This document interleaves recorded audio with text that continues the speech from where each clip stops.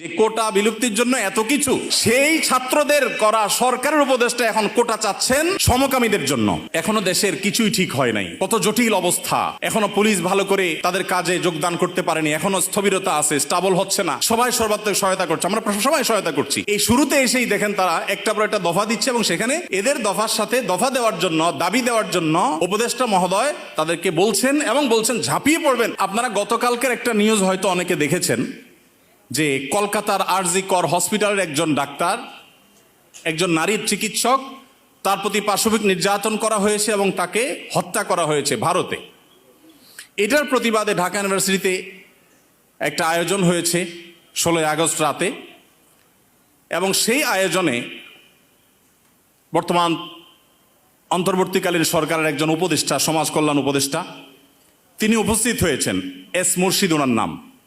তিনি সেখানে উপস্থিত হয়ে তাদেরকে